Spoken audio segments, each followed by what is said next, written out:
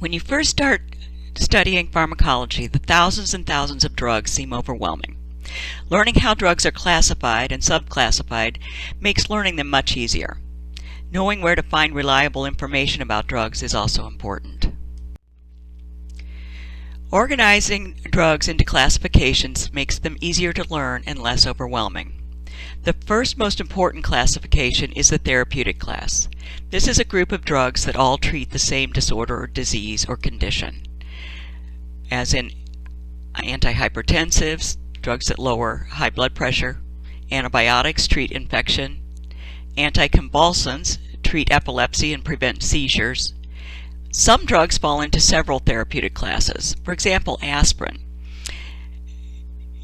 is in the analgesic class, as well an antipyretic class, which means to lower fever. It's also used as an anti-inflammatory. And after a heart attack, it's used as an antiplatelet agent, making platelets less sticky, reducing the risk of another heart attack. Within a therapeutic class, drugs are grouped by mechanism of action, or MOA. This is how the drug works. This usually includes the receptor or target to which the drug binds. Within the therapeutic class of antihypertensive drugs, for example, there are drugs grouped by mechanism of action.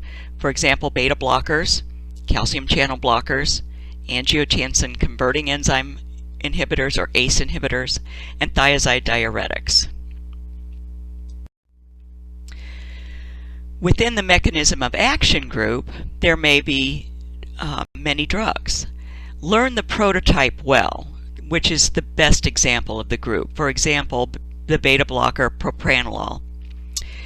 Why are there so many drugs within a group?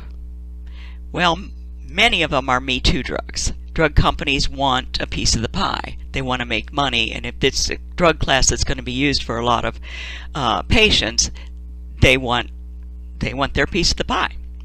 But there are also legitimate reasons for adding drugs to a mechanism of action category.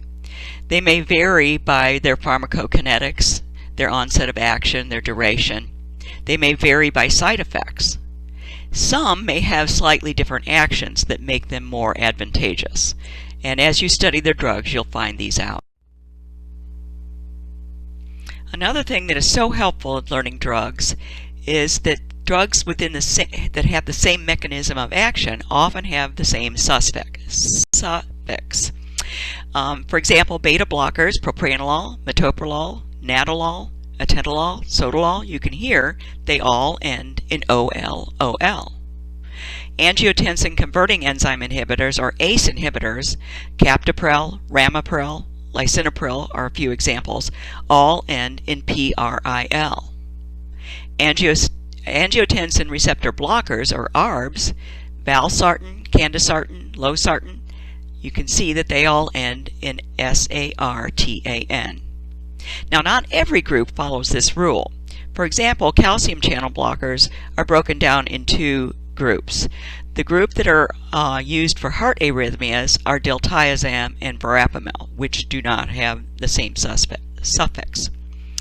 The other group of calcium channel blockers are called the dihydropyridine calcium channel blockers. That prototype for that one is nifedipine, but it also includes amlodipine, nicardipine, and all of those end in DIPINE.